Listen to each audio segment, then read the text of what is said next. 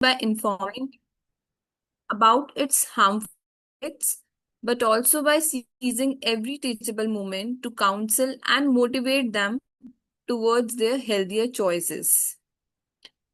We know that tobacco continues to be a serious public health concern as per the Global Adult Tobacco Survey GATS 2 2017. Nearly 28.6% of the Indian adults use tobacco in some form. Alarmingly, it remains the cause of preventable deaths, contributing significantly to oral cancer. Over half of the tobacco users express desire to quit, yet lack proper resources and guidance. This is where healthcare providers like us can make the most meaningful difference. With this context in mind, we begin today's session. But before we proceed, I request all the participants to kindly fill in the pre session questionnaire form. The link is provided in the chat box. You will have 5 minutes now for this, and then we will further proceed to our session. I have shared the link in the registered email IDs. I'm sharing the link in the chat box also. Thank you, Anshika.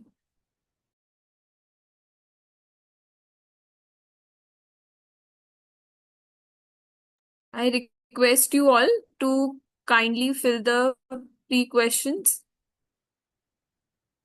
After that, we will proceed with the session.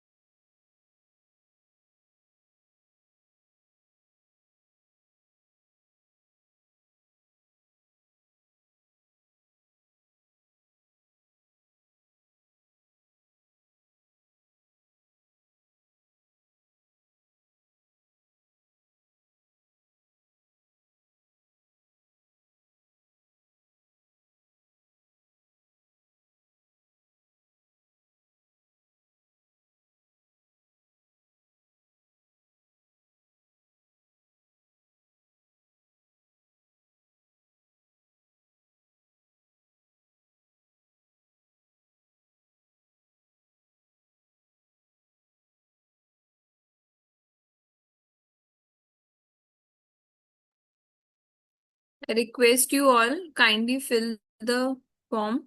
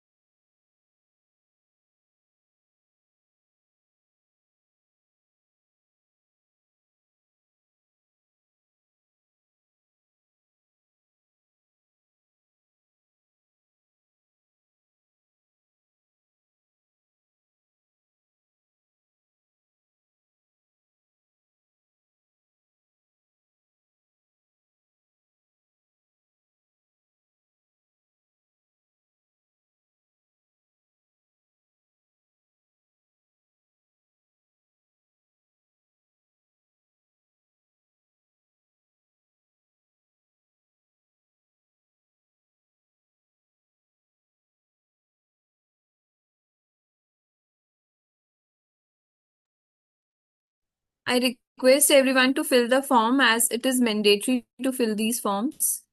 Your attendance and certificate will be based on this only. Issue of the certificate will be based on filling the pre-question, post-question, and joint session. So kindly everyone fill the form so we can proceed further.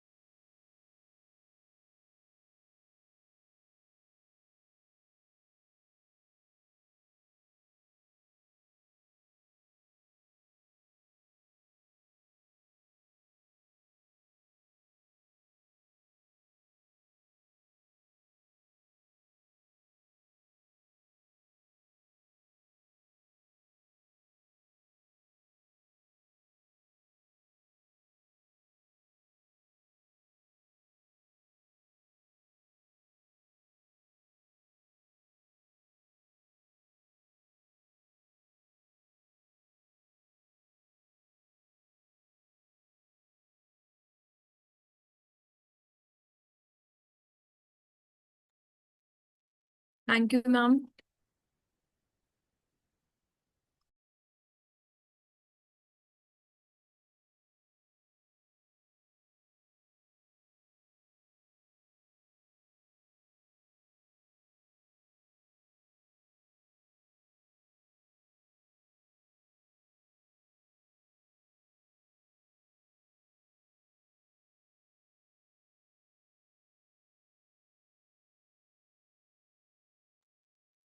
Thank you everyone for your active participation.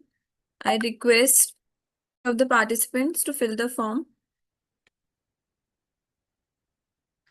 So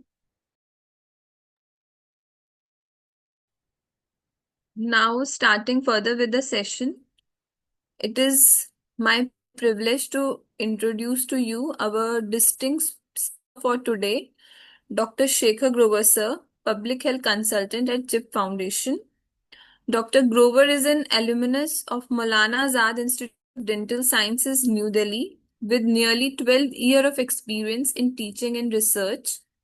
His work in the areas of epidemiology, tobacco control, and cancer prevention has been widely recognized. He was awarded the Fellow of the Royal Society for Public Health, London 2021, and was named as one of the emerging voices for global health in 2022 by Institute of Tropical Medicine in Belgium. With more than 40 publications and contributions to 9 funded projects, Dr. Grover leads the scientific and technical activities at CHIP Foundation. Today, he will be speaking on the very relevant topic burden and mortality, oral potentially malignant disorders, along with their clinical types, diagnosis, and management. Over to you, sir.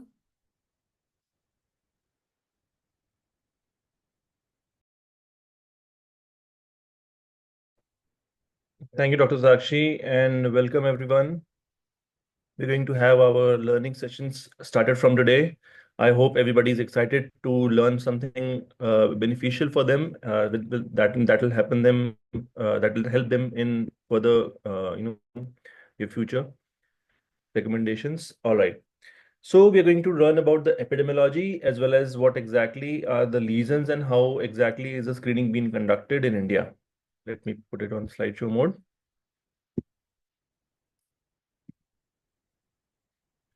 We're going to understand what exactly is the global burden, what is the Indian scenario of the burden of cancer, and what is the epidemiological triad, how exactly the cancer happens, what is the etiology, and we are also going to talk about the screenings, early diagnosis, and prompt treatment.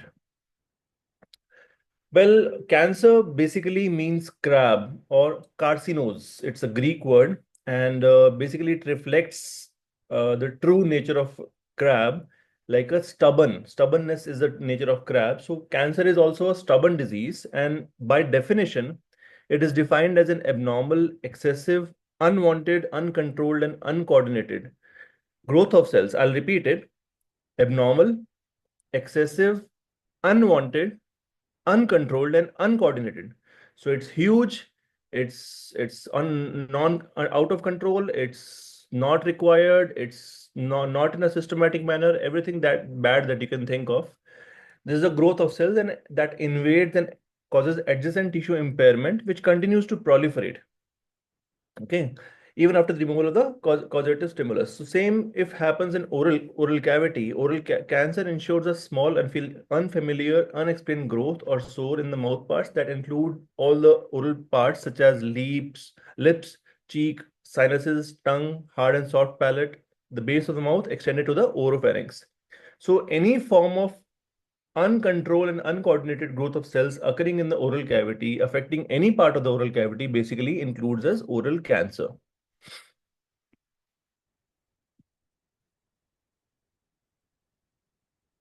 We talk about the numbers. Globocan 2022 has come up recently, and the burden has been tremendous. Approximately 10 million people, new people are diagnosed with cancer every year, and out of that, 6 million people die, and 22.4 million have been the 5-year survivors. Now, oral cancer ranks this is not the sixth, sorry, it is the 16th most common cancer worldwide. It is the 16th most common cancer worldwide when it comes to oral cancer. And in India, it is the third most common cancer.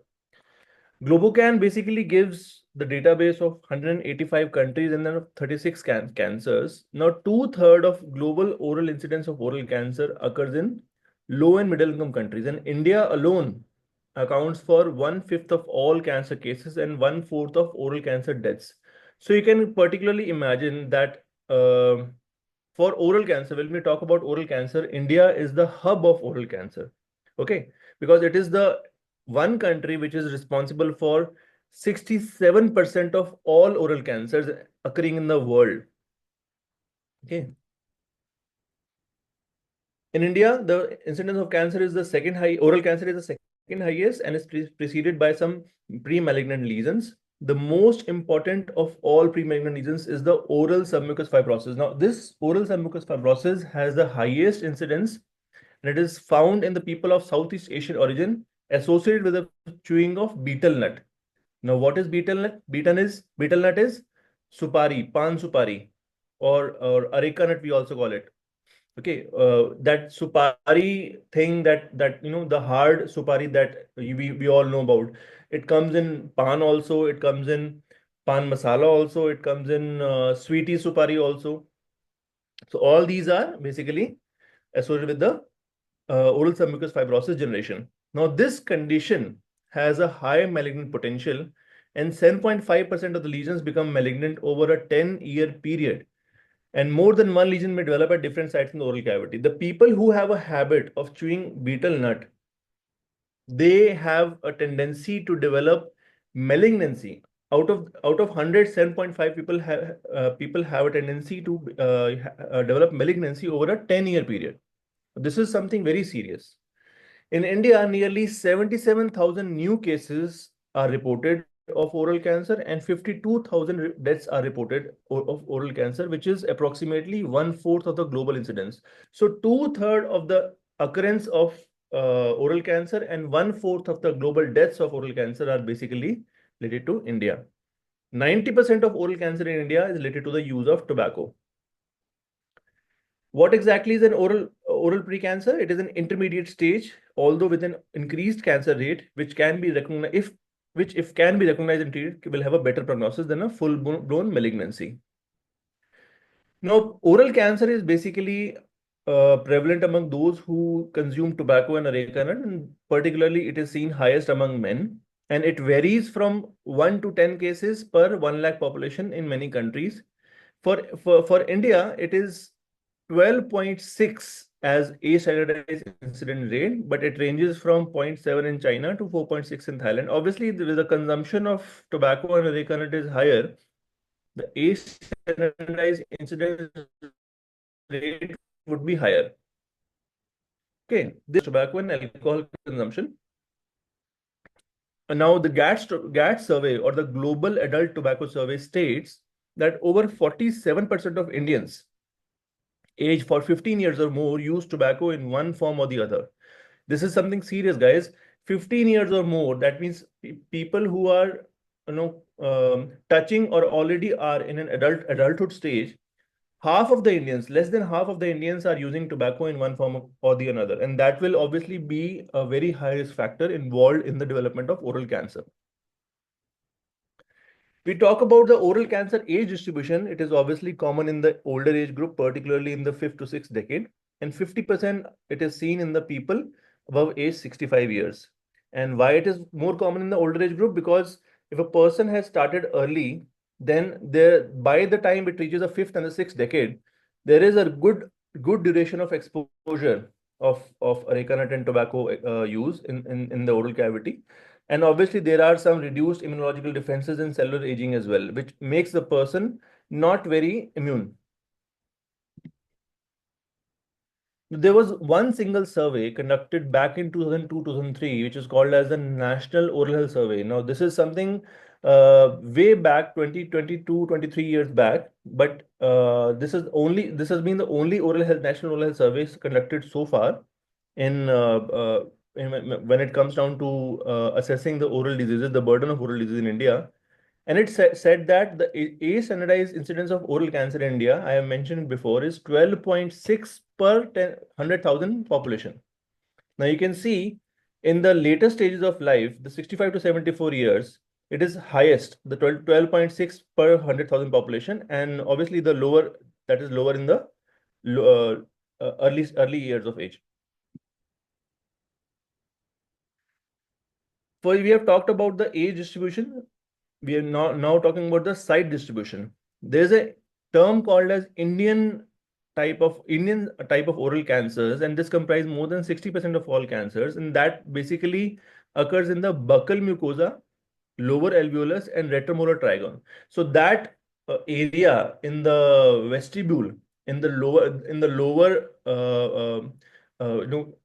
posterior region, the buccal flap in the lower posterior region, that area, the lower alveolus, buccal mucosa, and the lateral trigon, that back area is the commonest site,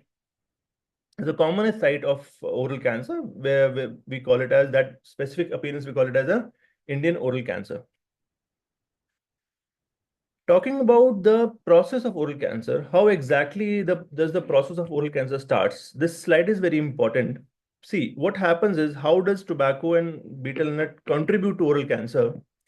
Basically, all these products, they are toxic in nature, and they release a variety of toxic chemicals, including nitrosamines and ammonium compounds and all those things, and cyclic benzene compounds. These are toxic to human body. Now, this toxicity basically leads to uh, genetically altered cells. That is the first step you can see here. Genetically altered cells. That toxicity disrupts the DNA, mRNA, contribution to the protein generation, and it prompts cells to proliferate. Okay, that disrupts the natural course of cell proliferation, which is being occurred by mitosis, and then these toxicity alters the nature of the expression, the gene expression. So sometimes the gene expression leads to something else and not the usual mitotic division, and then it prompts the cells to proliferate uncontrollably. Okay. Okay, when if we all remember mitosis, how does mitosis happens? We used to have a period of prophase, anaphase, metaphase, telophase, and then there was a resting period after a normal cycle of division. So if the DNA conversion to mRNA and mRNA conversion into protein, and the division of that cells, that proliferation is disturbed, or the message from the DNA is disturbed due to toxic exposure, then sometimes it happens that the cells proliferate uncontrollably, and then this happens routinely on a daily basis, on a very routine basis. But as soon as the cell starts dividing uncontrollably, he or she, that cell is targeted as a foreign cell, and then it is destroyed by our defense mechanisms. Okay, that is the time when the person is having genetically altered cells. Now, if the toxicity starts accumulating day in and day out, and the exposure is longer, then there is excessive cell proliferation, and that excessive cell proliferation basically becomes a loose mass. Okay, and that loose mass has characteristics of disturbed nucleocytoplasmic ratio, abnormal cellular features. It will have a nucleus very large, abnormally large. Okay, because it is just doing one thing, continuously taking nutrition from the body and continuously proliferating into more and more cells. That loose mass basically is called as dysplasia. Okay, dysplasia.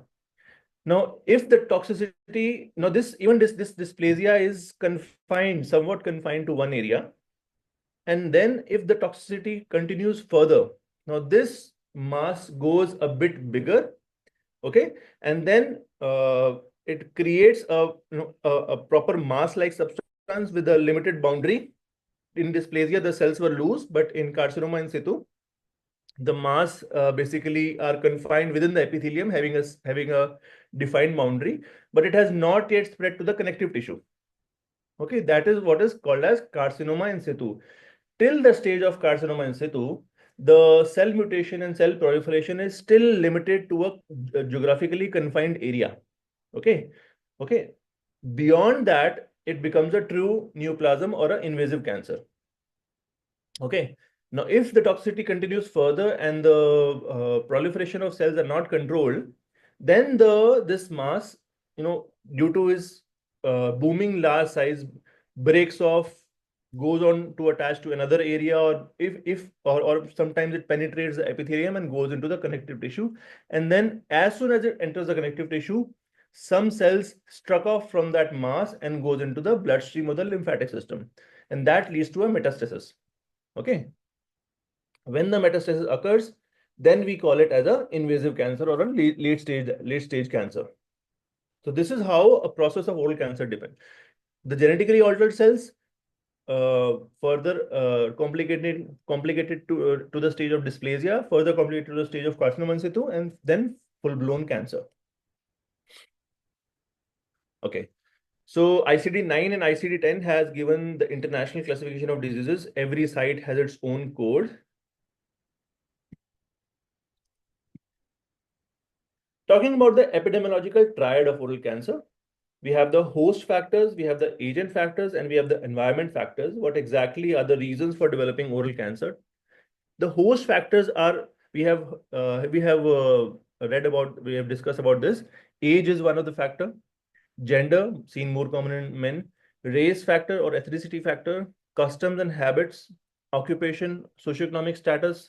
Loss of teeth and genetic susceptibility. Agent factors, we have physical, biological, chemical, nutritional, and mechanical. Physical, we have radiation, sunlight, UV rays.